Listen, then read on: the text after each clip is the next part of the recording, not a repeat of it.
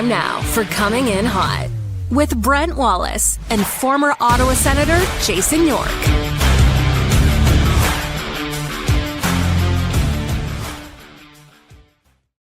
Hi, everybody. Welcome to Coming In Hot. Brent Wallace alongside Jason York and Graham Nichols from the Hockey News. As Yorkie is, well, I don't want to take too much of your time. We do have Michael Amadio waiting.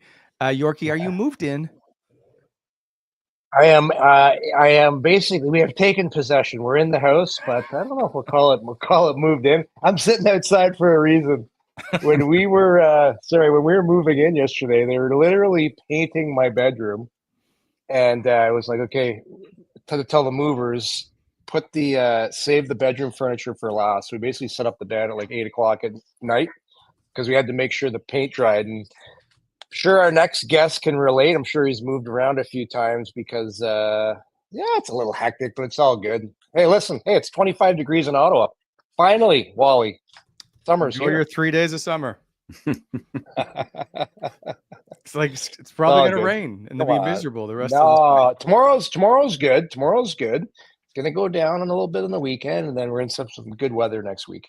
It's all good, Wally. You don't have to be salty. All right. Graham, nice to see you. We will get to a little more chit chat later, but I don't want to keep Michael waiting because he's and I'm sure, Yorkie, you don't want to talk to us more now because arguably your favorite player is He is my favorite player. So there you go. Smartest man on the hockey team. Let's bring him on. Okay, hang on. This show brought to you as always by BEI, but of course by Charm Diamond Centers. More than 85 locations across the country through Charm and their sister brands. Get custom ring building delivered in less than 4 weeks with a Charm Masterpiece program and unbeatable pricing policy.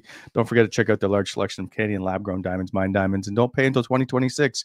For more information, go to charmdiamondcenters.com. This episode is also fueled by Gabriel Pizza, the official pizza of the Ottawa Senators and Coming In Hot. Download the Gabriel Pizza app to earn points with every order and unlock exclusive deals through Gabriel Pizza perks. Go to GabrielPizza.com or check out the app for daily specials and, of course, their playoff specials. Gabriel Pizza, bigger, better, Gabriel. And by Merkley Supply. I don't know if Yorkie's fireplace is by Merkley Supply. They have over a century of passion, expertise, and highest quality masonry supplies. They are home to the largest masonry boutique in Eastern Ontario, and they deliver all around the surrounding areas. From Canada's Supreme Court to your home's front steps, no matter the project, Ottawa, Merkley's proud to set it in stone. If you're looking for stone, brick, landscaping products, or specialty building supplies, count on Merkley Supply. For more information, go to merkleysupply.com or visit their showroom in Hintonburg. Merkley, mark every milestone. Now, without further ado, it's the summer. The Sen Summer Series.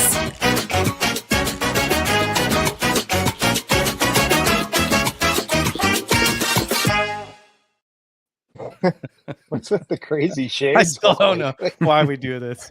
Michael Amadio, welcome to the show. Hey guys, how's it going? Good. How are you? How are you? I'm doing good. I like the little sunglasses there on the brick. Yes, because I don't think Linus was happy with me with yesterday or the day before. So I appreciate you appreciating the sunglasses. It takes me like all day to put sunglasses on your face. No, I think it's awesome. Yeah, it's perfect. This is a big day. I'm shocked that Yorkie can contain himself at the moment and not saying anything yet because he spoke about you in every show this year. Yeah, no, I appreciate it. I appreciate all the love and support as always. The word doesn't try. You know what? There's always people listen. There's always people watching. Mike, you ever people say, "Hey, these guys are saying some nice things about me on the show"? I see a few clips on Twitter and Instagram for sure. Yeah. Mike, yeah. Mike, when you were playing in Toronto, in the quarterfinals there, could you hear Wally and Yorkie oohing and awing every time you were on the ice? It was insane. Unfortunately, I could not. No. Oh my God! Every time you do something well, it was just like it's unbelievable.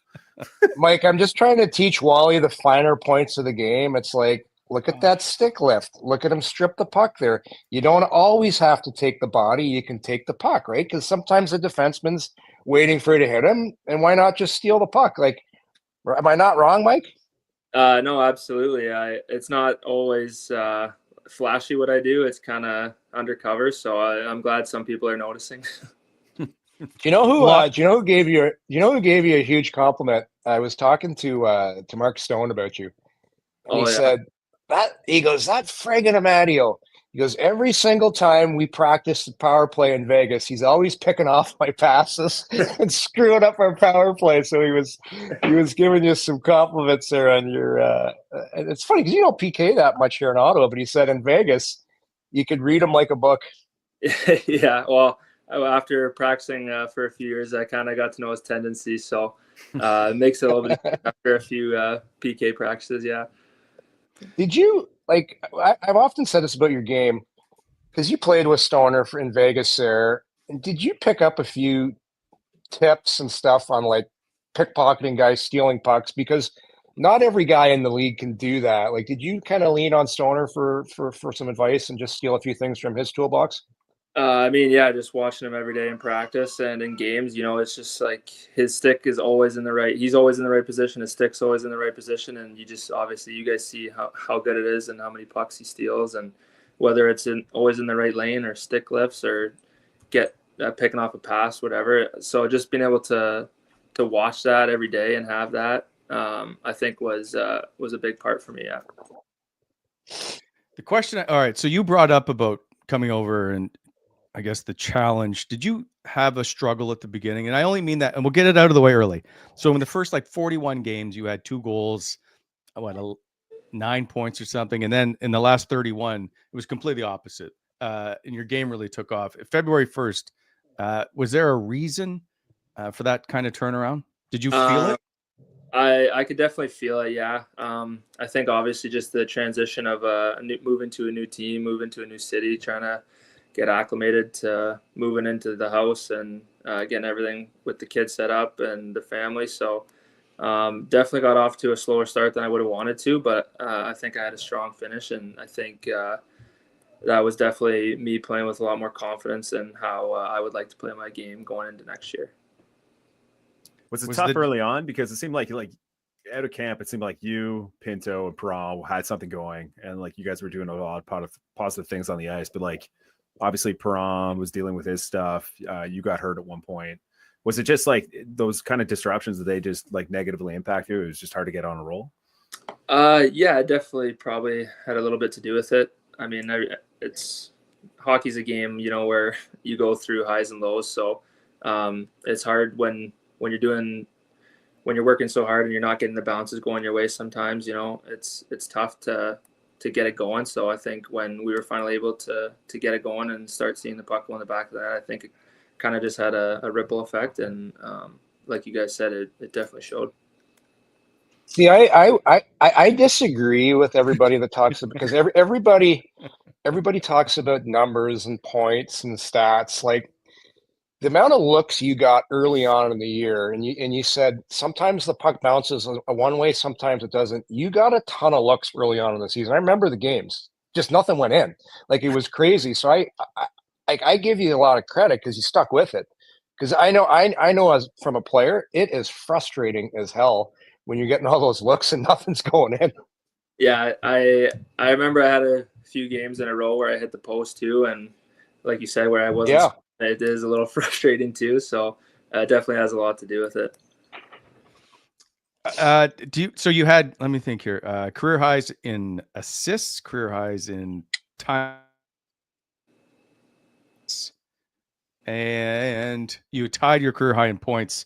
How overall then would you assess your season?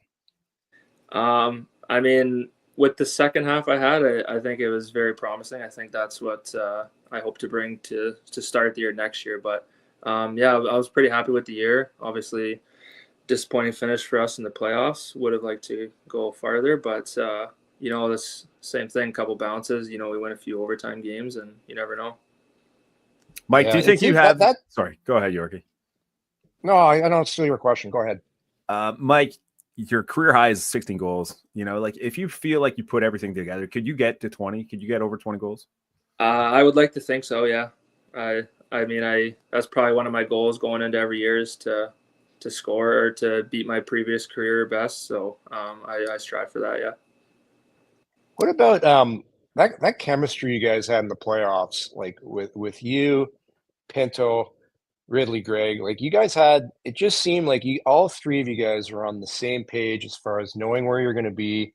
And you guys I thought you did a great job 5-on-5. Like if you look at that series, Mike, 5-on-5, I thought you guys were the better team.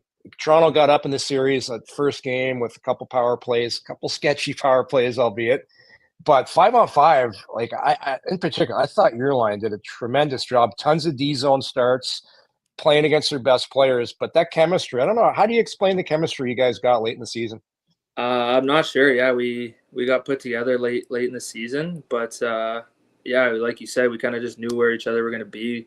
It's not maybe the three most talkative guys with me and Rids out there, but he doesn't talk.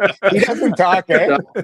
Some of our playing style kind of just meshed together where we were able to click. And yeah, like you said, I thought we played really well together. I can hear you talking, but I heard Ridley Gregg is a mute. Like he does.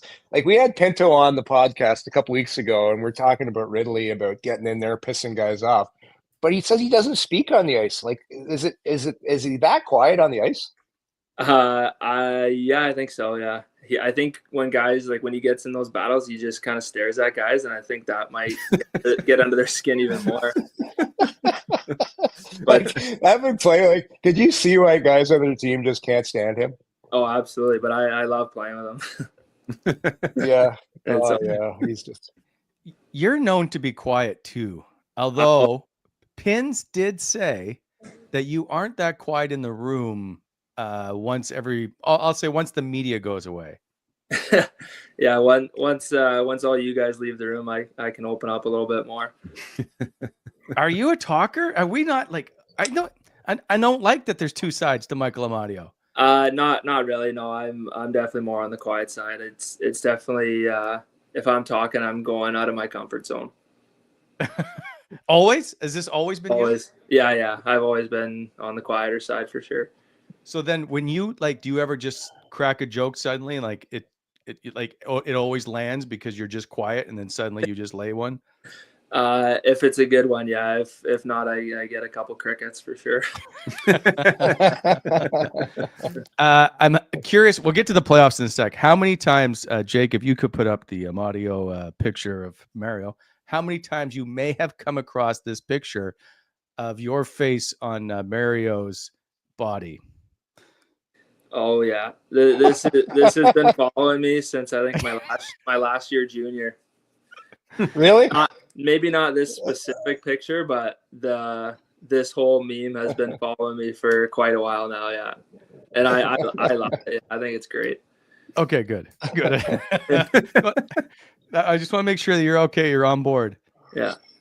Okay. So then that leads me into the Detroit game, where it's now been affectionately referred to as the Amadio salute, where you scored, and the fans, basically, I'm not Italian, but you know what I mean.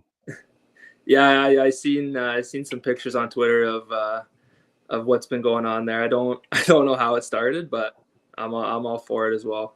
Can you do this in a goal celebration sometime? I don't know if I'm going to be thinking about it when I score, but I can try. Please. Anyway, if you can think about it. Oh, well, are you a friend of mine or a friend of ours? What are you? Please tell me you've seen Donnie Brasco. I have not. Yes. Oh, okay. I don't think I've seen it either. Well, come on, Graham, help me out here. Donnie Brasco. It's a must watch movie. I haven't watched it. All right, that's all three of you guys' homework. No. Watch Donnie Brasco. Movie night. Coming in hot movie night. I have about 10 different movies now that you want me to watch it. I'm just never going to. You're hopeless. Are you a movie guy, Mike? I do like to watch movies every now and then. Yeah. What's the last one that you watched?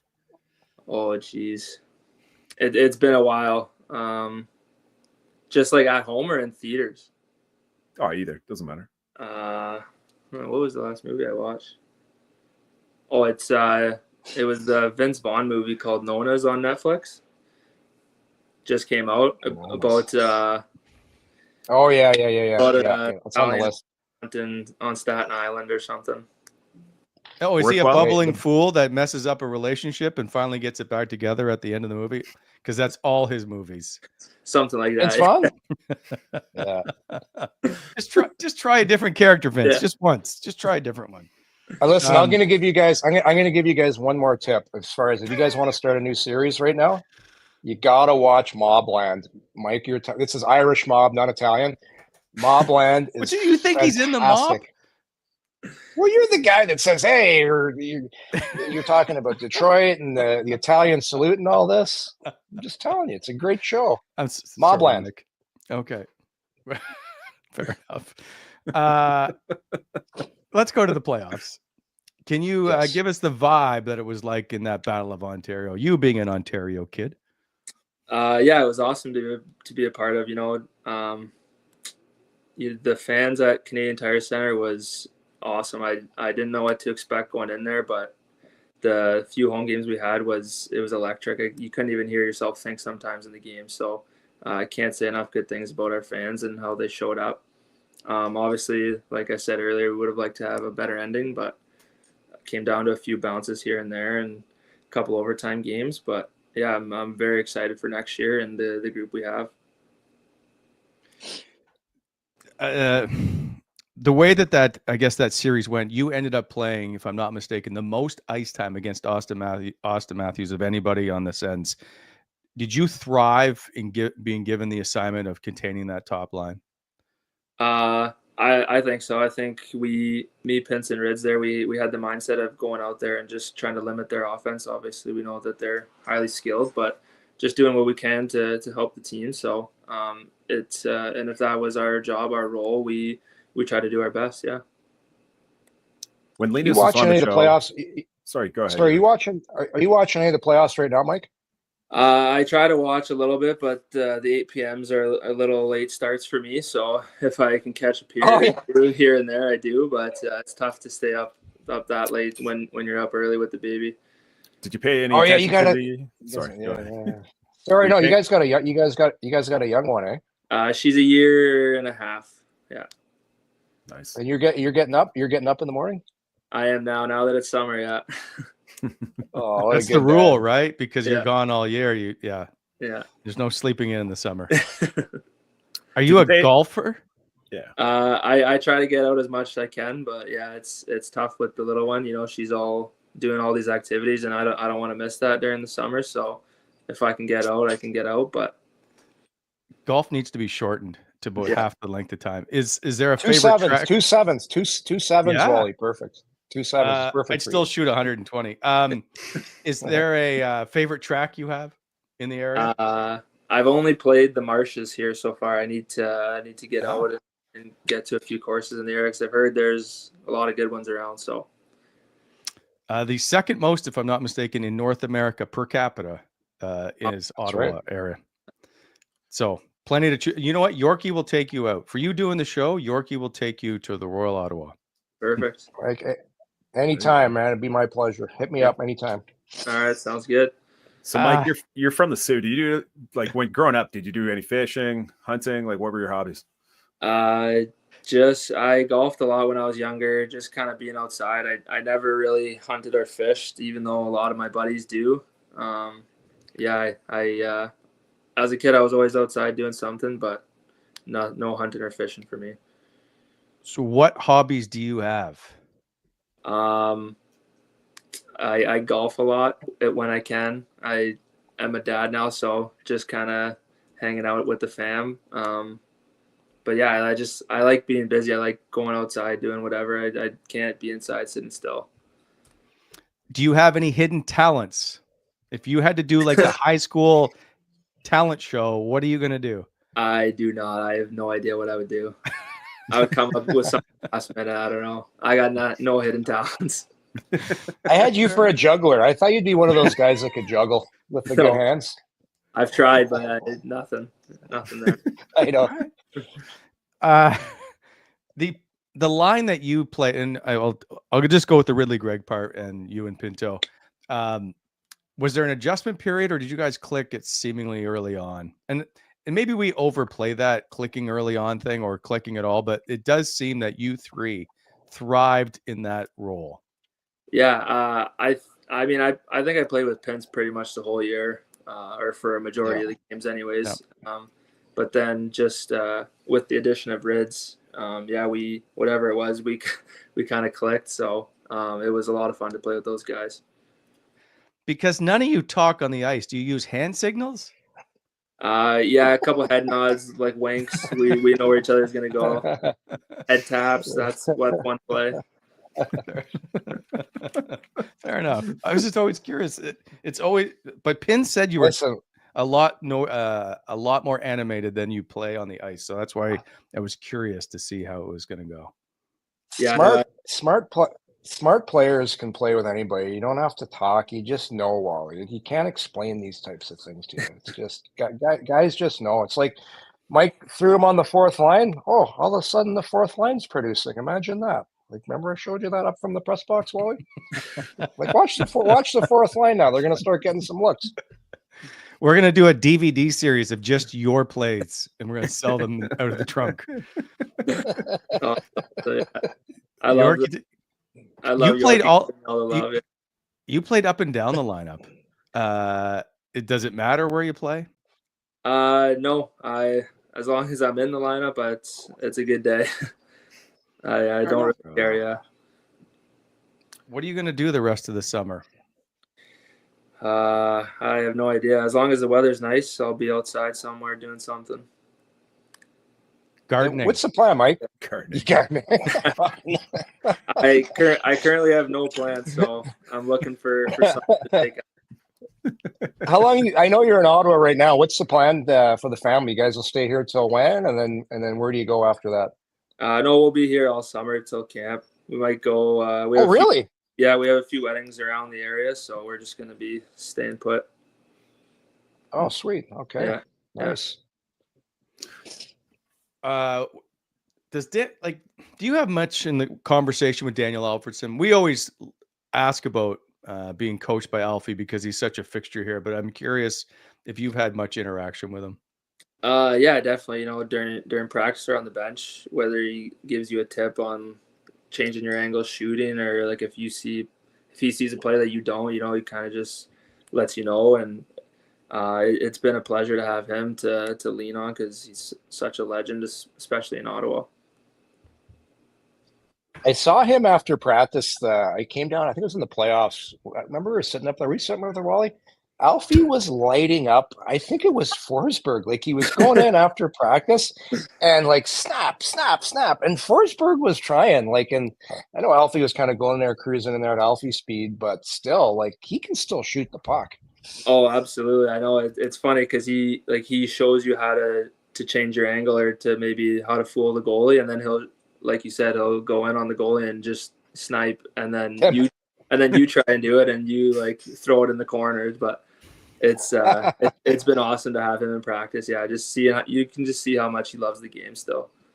Does Greener ever go in it? Because Greener was a pretty skilled player when he played, Mike. Greener and I are the same age. Does he ever get and do a demo for you and go in there and snipe a few?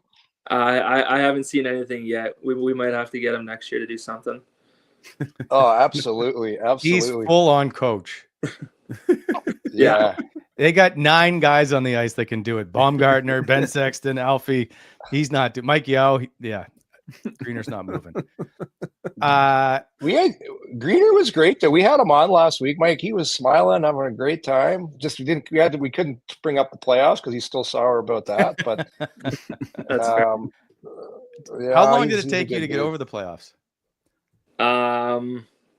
I kind of still think about it today as the playoffs are going on. Like, you never know what could have happened if you win that series. So I don't know. It's still a little sour taste in your mouth until it's all done. But yeah, it took a while for sure.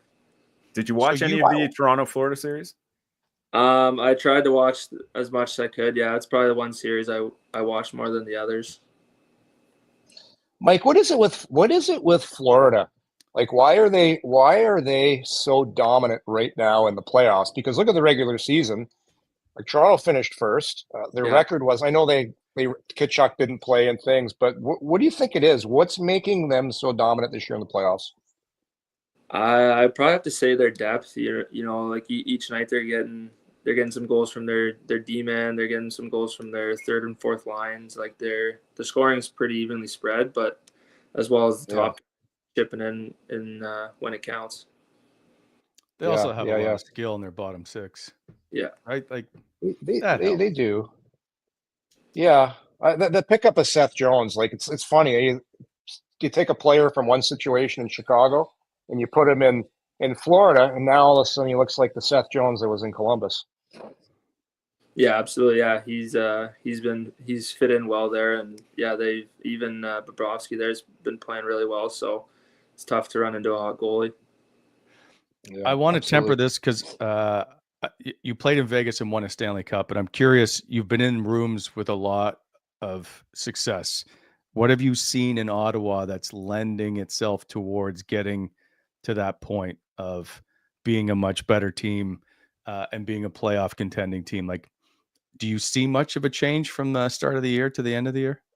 Absolutely. Yeah. I think guys kind of towards the end of the year, we're starting to, the hockey obviously changes where it's more meaningful, even the second half and going into playoffs. So, guys were preparing a little more, a little differently. And I think in the playoffs, I think the guys handled it really well for their first time. And obviously those games are big for the experience going forward. So I thought it was a good growing season for us.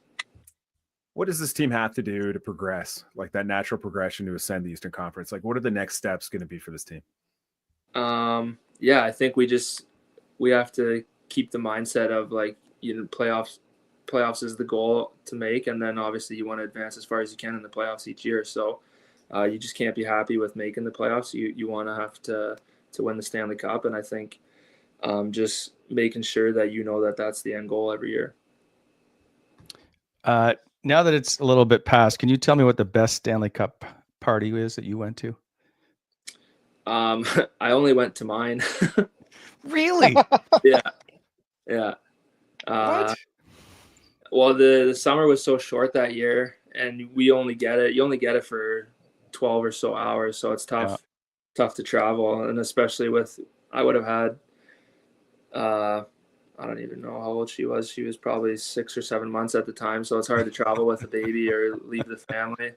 So I only experienced my cup party. All right. I didn't see that coming. I apologize. What did you do at your party again, Mike? Did you have like a special theme or anything? Like I forget what you guys did. I took it to the junior rink there for whoever in the city wanted to come get a picture and an autograph. We did that for a few hours. Yeah. I took it back to my house just for like immediate family and a couple of my buddies. And then I did like a kind of bigger party in the evening with food and drinks. Did you eat anything? Did you eat anything weird out of the cup or put drink? Like, is there anything unique you did with the cup? I had cinnamon toast crunch. Do you still eat cinnamon toast crunch? Yeah, I love snacking on cereal, so that's what I went with. Really? Okay. So we ask this question usually at the end of every episode of like, what's your favorite like cheat snack if you were to watch a movie? Is it going to be cereal? Toast. No, probably a bag of chips or something, or candy. Is there a favorite kind of flavor of chip? Salt and vinegar, probably. I'd have to go. Yeah. What's your go-to for candy? Sour Patch Kids, I think. Sour Patch. Yeah. Salt and vinegar, though, it's got to be a particular brand because some salt and vinegar suck. Like I'm a Miss Vicky's salt and vinegar. Yeah. Really? I like the crunch of their chip. Yeah. It's got a good crunch to it. Yeah. No, I don't like it. What are you on about? You don't. Come on. How can you not like Miss Vicky's? I don't like it. It's just too crunchy. Oh, that's what I like. Well, and their chips are supposed to be crunchy. No, like a good Lay's. Oh, no. I'm just a Lay's. You know what else? You know what's an underrated chip, by the way? Hickory sticks. Hickory sticks? Oh. I don't mind hickory. Oh, God. Thank you. Every once in a while to mix it up, I wouldn't mind that, Yeah, see? So, you know what? We're going to name you Employee of the Month, actually. Congratulations. You've won the Coming in Hot Employee of the Month. Mike, okay, so getting ready for next year, do you think guys will be back as early as they were last year, trying to see what this team can do? I would imagine so. Yeah, if not around the same time. Yeah. I thought that was nice to get all the guys together, especially being newer to the team. So I thought it was a big part of what made us successful in the end. And then, so what will you do? Is there anything you work on in the summer? I'm gonna. I try to work on. I try to work on the same. Just kind of getting myself stronger, faster. Nothing crazy, but just working on the fine little skills, and then working on the overall game once we get deeper into summer. That sounds like a lot of maybe Shelly Kettle sessions at Sunsplex. Yeah, there's definitely going to be a few of those mixed in for sure. Work on the edges. Shelly's great. All right. We appreciate your time. I don't want to keep you, but I just thank you for doing this in the middle of summer. So much appreciated, sir. Yeah. Absolutely. Thanks, Mike. For having me. Yeah, thank you, Thanks, guys. Mike. Appreciate Thanks, it. Michael. There goes Michael Amadio, who is on the app line of the Ottawa Senators. Are you good now, Yorkie? Is your summer complete? I think I got some kind of cough going on right now, Wally. I don't know what's going on. Could be that Ebola coming back. You might have I think got I've the got Ebola. Wally's. I think you got it's like a slow. Your Ebola finally caught up with me that you gave me on our Toronto trip.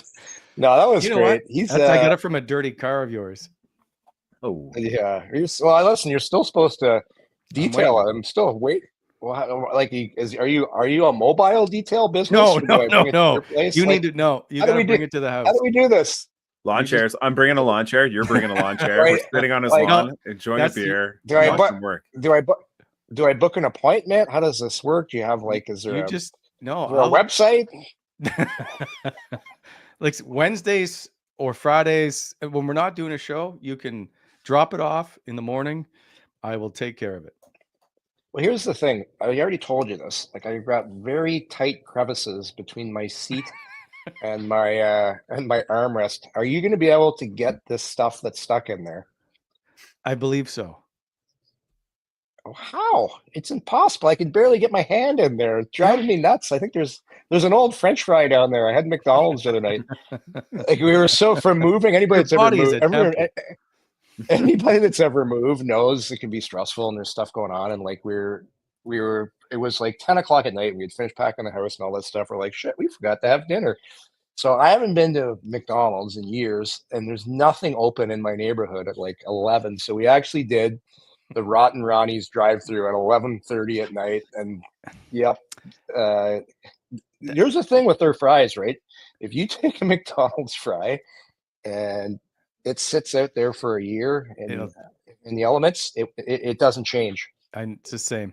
It doesn't. Yep. But I'm just wait. I need to back up for a sec. So you're telling me all of Westboro just shuts down at 9 p.m. on a Sunday night. People are pulling the curtains closed. The lights are off. Oh, it's Sunday night. It's Ottawa.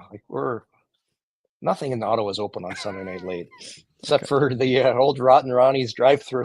That's open. So did you do? I wanted to go in. Did I do what? Did you do anything when it came to moving, or were you just like the foreman, the project manager? His hand's sore. You gotta let him direct. Yeah, I thought my hand was broken. Actually, I'll be quite frank. I'll be quite honest. Because we've moved 15 times with all the cities I've played and different towns, and actually we moved three times inside Canada. I never did anything before because I was always busy and there was always an excuse. Crazy. But this time I was actually hands-on, even with the bad paw. I was carrying stuff, doing stuff. And the nice thing is, it was only like a 5-minute drive move, so you could transport stuff before the official day came. So we were well ahead of it. But yeah, no, I helped out this time. So did you have any problem with the guards at the front at the gates, or was it all good? Come on, this isn't the U.S. There's no gated communities in Canada. Casa El Yorkie. But that's the thing. When you get traded in the NHL, and guys that have girlfriends and wives, I remember one day I got traded from Anaheim to Ottawa. I was told on the airplane when we got back from Vancouver after the last exhibition game, 4 a.m, get the nod from the assistant coach. Like, Yorkie, coach wants to see you, because the GM wasn't there at the rink at 4 a.m. So the coach, it was actually Ron Wilson, told me, I think. And then it's 4 a.m. and the next morning you're on a plane, like, you're gone. And then your wife is left in the city to manage everything and make sure everything gets done. And then the movers come and you're gone. You're off playing in the next city. So I've never been hands-on as far as moving goes until this time. And how stressful is it? You're on the road now. If I'm not, was Laurel not pregnant at one time? No, that was when I got Vanner. traded. No, it was me. Vanner It was was pregnant. well, not me. It was Laurel was pregnant. Laurel was 8. Laurel was. I got traded in. We were having a baby in 2 weeks. So Laura that's was like eight and a half months pregnant. How were those phone calls at night when you're like checking in? Hey, how's it going? Like, I can only imagine the stress that she was under. Well, this was the time I got traded. I knew something was up, because the last exhibition game in preseason, well, at least back then, you always dressed your lineup that was starting the season. Wally disappeared. So anyhow, I'll tell you the story, Graham, since Wally, I don't know what he touched. So when you don't play the last game of exhibition, you know you're getting traded, at least back then. So we got on the airplane. Nothing was said until we got back to Anaheim, and then I get the nod from the coach. He tells you, and then you go home at 4 a.m. and you tell your wife you're traded. And then there's some tears because you had just bought a house and you think you're going to live there for a long time. And then you jump on a bird the next day and off you go to Ottawa, meet the team in Lake Placid at training camp. And before you know it, what happened, Wally? Ooh, shuffling. I have no idea. It was almost like a Sparty shuffle there for a second. My camera just went to my phone. In. I listened to the whole time though, so that's good. Yeah, we just did the little thing there they show on the Sens Jumbotron. Everybody shuffle in. You know the thing they've been doing for 25 years when you pick the thing underneath the thing? Yeah. But yeah, no, that was to answer your question, yes, I was traded when my wife was pregnant, because Alexandra was born October 28th, and I was traded. No, she was 8 months pregnant. So basically, she was too pregnant to fly, so she had to stay and have the baby. And then I flew back from Ottawa to Anaheim, had the baby. So you fly in for a day, you have the baby, stay the night, and then the next you're back off. You fly after the next day. Did you miss a game? No, I didn't miss any games. Because back then, you didn't miss games. Well, early in your career too, when you're trying to establish yourself in NHL as an everyday player. And I was still young in my career. I had just gotten to Ottawa, and it was a new opportunity for me to go there and establish yourself in that lineup. You don't want to miss games, so. That's just the way it was back then, and you because if you miss a game, it's like somebody else gets an opportunity. So you never ever do that, because even back when I was young in the league too, Wally, it's like if you were a first rounder. Or you weren't guaranteed on the team like you are now. Like you had to prove yourself, and you had to prove yourself all the time. Like if you were everybody on the team, it was like always immense pressure to play well, because if you didn't, there would be ramifications. Like you'd be replaced. It was a lot different then. And obviously too, money has a lot to do with that. There's so many guys now that are on longer term deals that they're just you can't get rid of guys, where back then you could. Right. It was much easier to get rid of a guy, where now, as soon as you sign that deal with a guy, you're married. and breaking up marriages are expensive. People are listening that maybe got divorced or whatever. And that's the reality of today's NHL. That's why coaching has never been tougher, because you've got all these marriages with teams and players, and you've got to make it work. Where in the old days, you didn't have to, because the salaries were just much lower. And the coach had power. Coach had power. Coach had a lot of power. All the coaches did. And that's why now, you're not seeing coaches like that in the league anymore. You're seeing guys that, and that's the trick.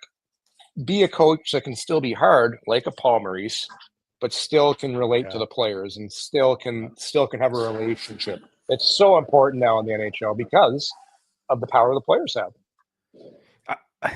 I don't know why, and I understand how the voting works, how Paul Maurice, John Cooper, those guys aren't coach of the year. I know. Because that's not the award. The award, I know, it's for most improved. Yeah, it's for hey, you exceeded I think it's for most. But that's all it is. You exceeded. See, I used to vote on that award when I was broadcasting the league. yeah. I always like to go with the best coaches, like, because it is. I don't care how much Okay, talent so you have. who's the coach of the year for you? This year I'm probably going with Washington. Old Cadbury secret there, Carberry. Paul Maurice, year after year, has a team that is a Stanley Cup contender. I know he didn't build the team, but you can still be the New York Rangers were the President's Trophy winners the year before, didn't make the playoffs. Yep. You need to be able to do like there's no better coach I don't know, other than John Cooper or Paul Maurice, I'm not picking another coach to coach my team. I know, but if you're voting based on this year's regular, because that's the problem, it's the regular season. Florida had a pretty good regular season, so that's why he's not. That's why he's not winning it this year. But like, look at Washington. So not only do they check the box of very improved, but look at the points they put up this year. So I would be voting Washington's coach Carberry. And you told me as soon as the playoffs started, you wanted no part of their team. Yeah, because because they weren't built for the playoffs. They overachieved during the regular season because they were so well coached. They had a great system. They played the right way. They didn't give other teams a lot. They're big. Their Stanley Cup was Ovi setting the goals record. That was their cup. And everyone's happy there. The owner is going to be able to sell Ovi merch for the rest of the lifespan as long as he owns that team. Like that is worth so much money. And listen, it's a great record. Like, it's an unbelievable thing that was accomplished in Washington. But I understand. We knew they were going to win the playoffs. They rode their percentages though. Like, I thought they were a bit of a paper tiger, like high shooting percentage, high save percentage, and then exactly traded a little bit. I don't know. Yeah, I agree with you. Like John Cooper, I think what he did in Tampa. You know, you lose Stamkos to replace him, Gensel. Like they shook it up a little bit, and still a very good team. I don't know. I would have given like what Marty St. Louis did in Montreal, but I found a lot of games Montreal won. It was like they were like lucky wins. It's like they're hanging on, and it's like, but I look at what Ottawa did with the goals against this year. The turnaround of what the coaching staff did and the games they won, like a lot of those wins were, they won because they just played so well defensively. So, I'm not saying Travis Green should win the coach. I thought he should have been in the conversation for everything. Like, Ottawa basically took their whole identity and flipped it around 180 from a team that couldn't defend, horrible defensively, couldn't win the big games, and basically turned into very good defensively, won the tight games, had an identity. Like, when a coach can do all those things, I think he deserves to be in the conversation, because that's a really big thing that took place in Ottawa this year of totally changing how this team is perceived around the league. And now the trick is, can they do it again? I think the groundwork by Martin last year and then carrying over, like Ottawa's neutral zone play was unbelievable. Even in their first round series against Toronto, like those two teams were not giving each other anything at 5-on-5. It was so close, and it's such a you're right, Yorkie. Like, it's such a marked difference from the years prior under DJ Smith. It's incredible. I like the job Berube did in Toronto this year too. I know people hate Toronto and Ottawa, but I give him full marks. Like, he turned that team into a team that was tougher to play against, and the players know. Like, when Brad Marchand was interviewed, I don't know if you guys saw any of the TNT interviews. Yeah, he's like, "This is a different team." He goes, "This is a different team. They play harder, and they got some backbone now, and that's from the coach there. Like, he instilled a lot of that, and I love the pickups. I thought Treliving did a great job of bringing in guys there, but Marchand just wants them to run it back. Come on, Yorkie. You got played. I actually thought was. No, I thought he was sincere. He was sincere. Listen, all these guys they don't have the right people to play it. And all these guys are buddies now too. They're all playing in, like, the top players playing the Four Nations together, and these guys are all buddies and they get to know each other. Like, it's a much friendlier league now. As Matty J says, Toronto are the kings of playoff exit praise. Couldn't be more accurate. They'll get him next year. Yep. All right. Moving on. Get ready, Canada. The playoff season is here. Shoeless Joe Sports Grill in Kempville and in Orleans coming in hot. They're serving up fresh made-to-order dishes every day. And for a limited time, you can dive into their True North playoff menu packed with bold flavors and fan favorites. Did I mention poutine? Whether it's a night out, a family dinner, or game day with friends, Shoeless Joe Sports Grill is your home for great food, big moments, and unbeatable vibes. Shoeless Joe Sports Grill, proudly Canadian, always legendary. And don't worry, Yorkie, I got this. And by BEI, our good friends in the Ottawa Valley. Listen, it's time now to start doing the yard work. Get your landscaping all done. Aggregate, topsoil sales, custom crushing and screening. If you need your paved driveway resealed or paved, give them a call, 613-432-1120, or go to bonishirexcavating.com. BEI, helping to shape the Ottawa Valley. And Yorkie, what do you need to do in the roads this summer? Oh, slow down in construction zones? Attaboy. That we're doing? Nice. Are we actually? I like it. Do you know what they're you know what they're doing in my neighborhood right now? The annual don't fix the roads, but throw some asphalt in the potholes. Like, oh, that's gonna work. Got to keep going, Yorkie. Loved it. Can't chat now. Coming in hot is brought to you by Club EG's City Match Play Championship. This Match Play Championship is taking place in Ottawa. It's for golfers of every skill level. There's division for any skill, any age, and yes, males and females. Check out the details at citymatchplay.golf. Individual divisions, team divisions. There's no reason not to play in this great city championship since they cater to even those who shoot over 100. You will always compete against someone with similar skill. Check it out at citymatchplay.golf. And finally, our show proudly presented by Bet365. Want to get on the action for the Stanley Cup playoffs at Bet365? They got you. From game props to player props, totals in the money line. You can even bet on futures like series winners, conference champions, and Stanley Cup champions, and much, much more. Whatever your bet's never ordinary at Bet365. Download the app and get in on the game. An official partner of the Stanley Cup playoffs. Must be 19 or older. Ontario only. Please play responsibly. If someone you or know is a gambling problem, visit connectsontario.ca. Gentlemen, quickly, before we touch on the Oiler game tonight, congrats to the Charge, who had an outstanding season, coming up just a bit short in the final. However, they're was it 4 straight games went to overtime? Hell of a season by the Charge. Congrats to them. Tonight, the Dallas Stars Edmonton Oilers. Boy, the Oilers look pretty good right now. Did you guys take the Oilers? I took the Oilers. I took Dallas. I think I took Dallas as well. Graham? I think I took. How did I take? Why the hell did I take Carolina? Like every year, you know what it is? That's what I'm saying. You get fooled. No, it's just Rod Brindamore is a class act. He's a great guy. He's a great coach. I cheer for people, Wally. I cheer for people, and sometimes it doesn't matter. That doesn't make them a good team. They're a good team. They're a good team, but their goalies aren't good enough. I know they got a shutout last game, but the goalies aren't good enough, and they can't score. Do you think they're just not physical? Like, they have a hard time matching up with the physicality teams as well. Like, they're kind of undersized a little bit. Play like a very good structured game, but just seems like they struggle. They're not that big.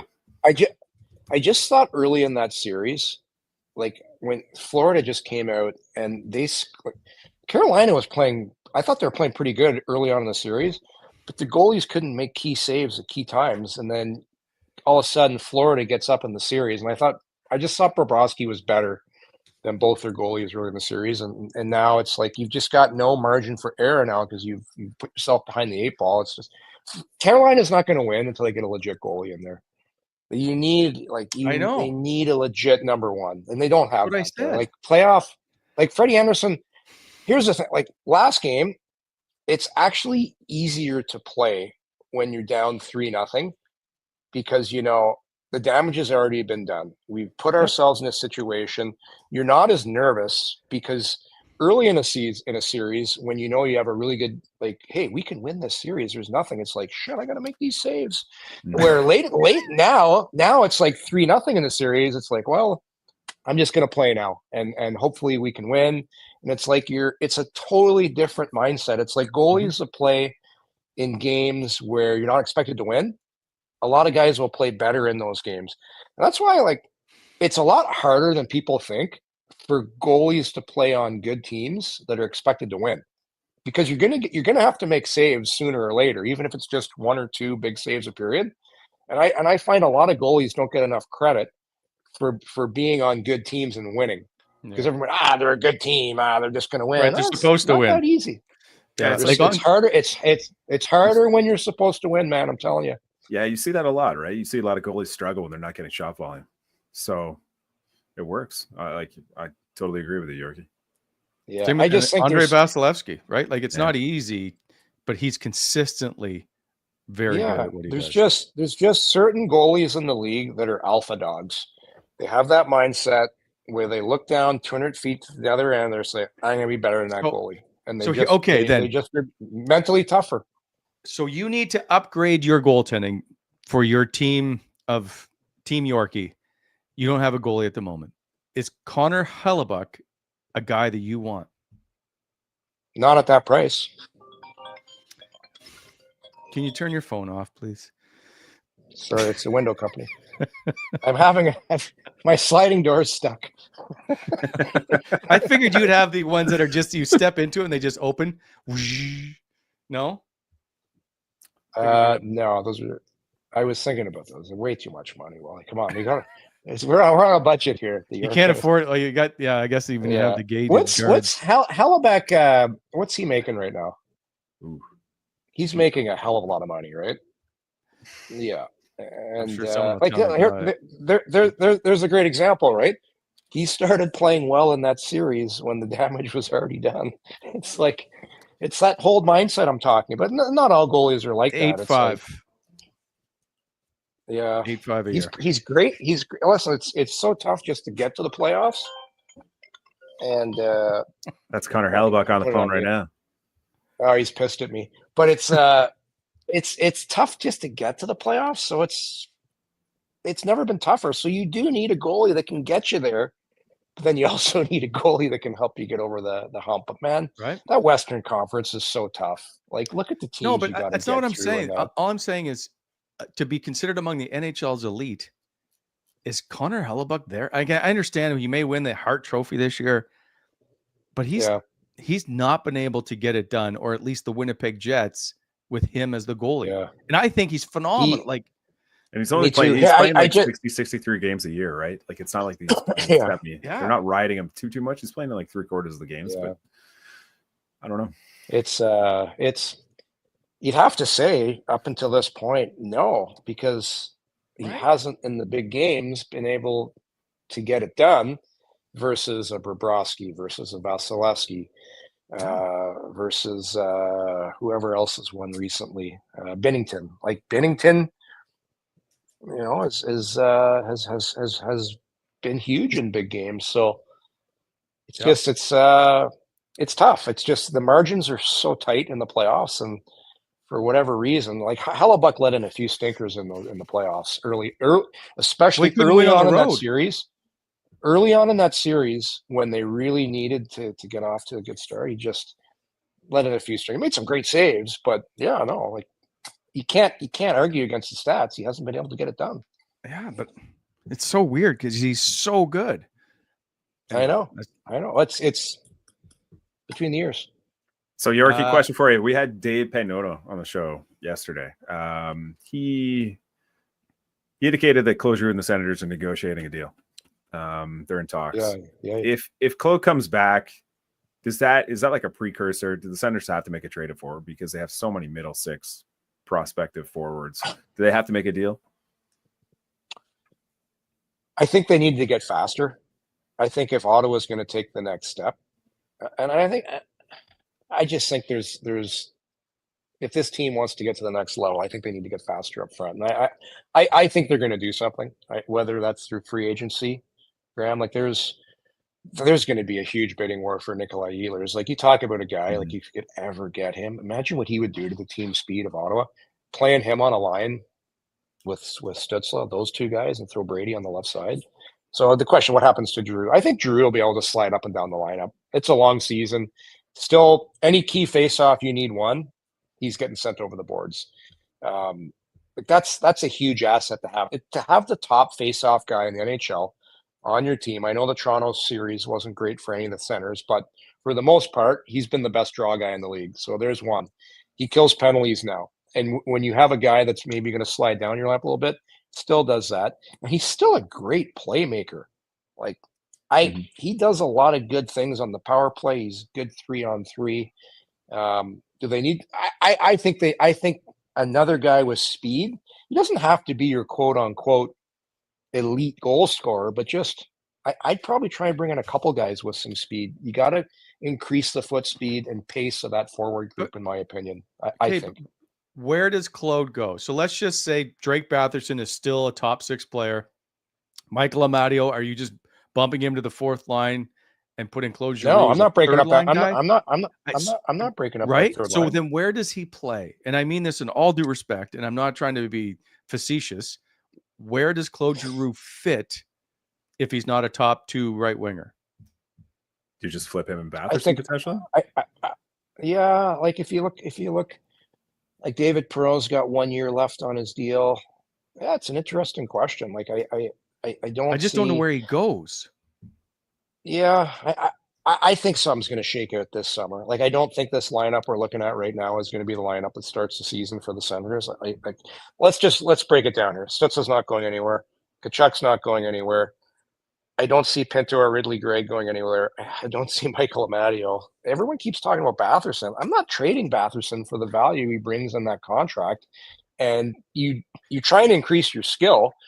Probably the last thing you want to do is trade one of your most skilled players. So what's going to happen with David Perreault? I don't know. I thought he had a great playoff. Like I thought he's clutch. So we'll see. But if they need to get faster, Yorkie, with all due respect to the guys in that lineup, David Perron and Claude Giroux aren't the answers. Yeah, I hear you. But I thought Giroux's best game in the playoffs was the last game. I thought he was great in that game, and I thought David Perron was really good as well. I agree, but the playoffs are slower to me than regular season. Yeah, I agree. I think as the summer goes on, this is gonna. Like we'll see things shake out how they're going to play. But I actually don't have the answer to that question. I just know they need more speed. And you look at the 4th line, so I'll answer one of your questions. I don't think Adam Gaudette's back. That one I don't think he's going to be back. Fair enough. I think that changes there. And then if you look at Cousins, I love Cousins as a guy. I love him as a personality. I like him when he's healthy. I would see. I'm not sure what's going to happen with him. So there's 2 spots that open up to increase your speed. But you almost need, we haven't even talked. I need them up top as though, well, right? Yeah, you need. I think you need some speed up top. You need someone fast to play Timmy, and I think is Fabian Zetterlund the guy? So I heard a rumor-ish that's I just don't have it verified that Zetterlund. One of the reasons that he got moved out of San Jose was he's looking for a contract north of $6 million.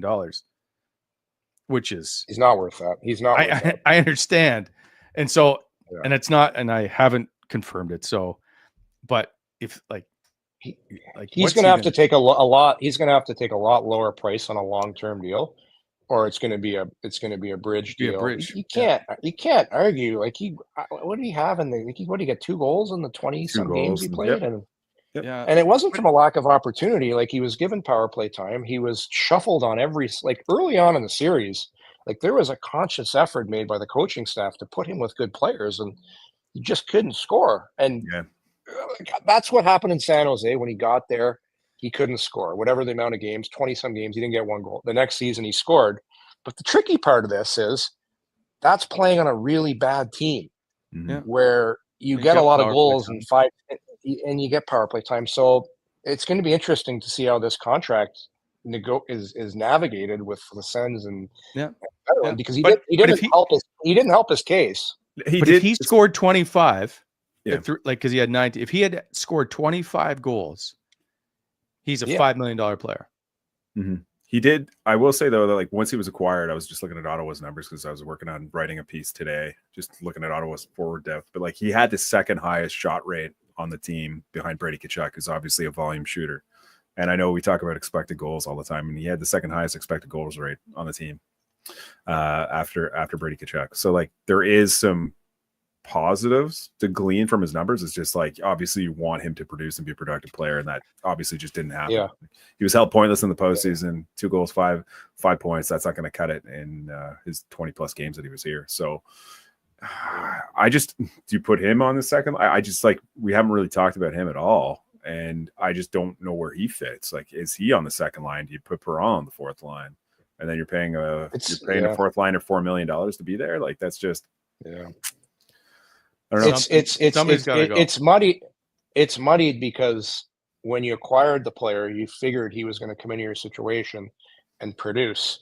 Yeah. Not only did he not produce, it was like a massive lack of production. So yeah, and all the guys ahead of him were producing and playing at a high level as well, right? Like that's the other part of it. So you got to give those guys credit too. But I don't know. Like Batherson scored 20 plus goals. He scored 60 plus points the last 3 seasons. Like if you move a guy like that to acquire a defenseman, maybe that is something they could consider for a top 4 right shot. But like, wait a sec. But then you need you need 2 top 6 forwards. No, but then if you could slide Zetterlund up potentially and then go sign your guy. And then you might have is Fabian, I don't know. Is Fabian Zetterlund a top 6 forward on a playoff team? I don't know. For me right now, no. He can't say he is. Like he can't. Could he be? Potentially. And that's the great guess here. He hasn't. He's only played in 1 playoff series to this date, and sure he had some chances in that. So the question is, I don't know. Like that's going to be the tricky part of this negotiation. You're basing it on what you think the projection is. But if you're supposed to take a step forward, I think you need to then get legit full-on top 6 players and not hope that the next player up is going to turn into one. Mm-hmm. Yeah. The other thing too, he's not that young. Like 25, he's turning 26 this year. I believe he's a 99. So turning 26. When did that become old? In the new NHL, that's old, man. I don't think it's a matter of being old, but I think usually by that age you kind of know what the player is by this point, right? Like they say like an offensive player's prime years are from 22 to 27, and those are the best offensive years you'll typically get. And then after 27, it kind of like plateaus, and then after 30, it slowly declines, and after 33, then it goes steep. So So the good thing about this, if you want to go glass half full, you could say they're going to get him at a really good rate right now. So because he doesn't have a lot of negotiating power based on what he did with Ottawa, and they own his rights, he can't go anywhere. So Ottawa has the hammer here. So perfect world, you get him on a really nice contract, and he turns into a guy that can score because he did get the chances. He does work really hard. He's in unbelievable shape. From everything we've heard, he's a really good teammate, and the guys like him. So sometimes things like this aren't a bad thing to gamble on because there's a lot of the boxes are checked, except the one where he didn't score when he was here, which would be nice to have that checked off too. But I think he's going to get $5 million. Wow.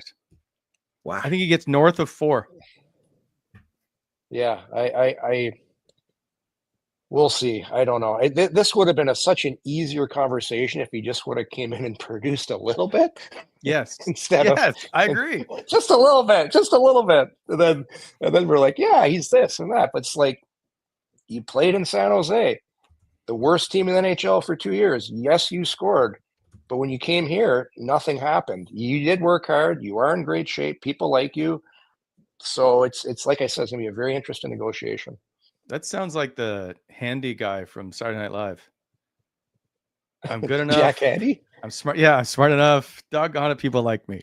Yeah, that's Stuart Smalley, Wally at night. That's that daily affirmation with Stuart Smalley. He's like this. Smalley, he looks over. He's like, I'm good enough.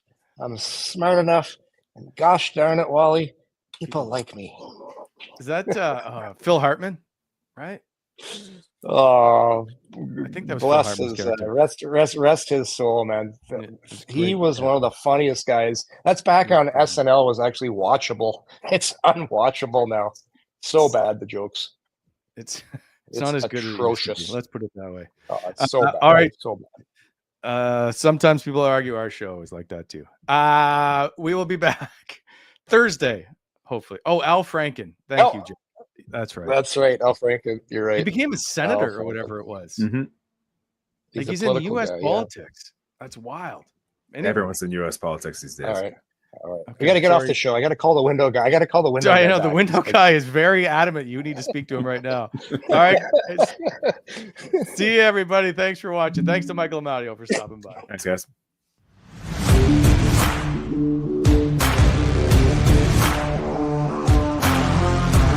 Thanks for tuning in to Coming In Hot. If you enjoyed the show, hit that like button and be sure to subscribe to never miss an episode.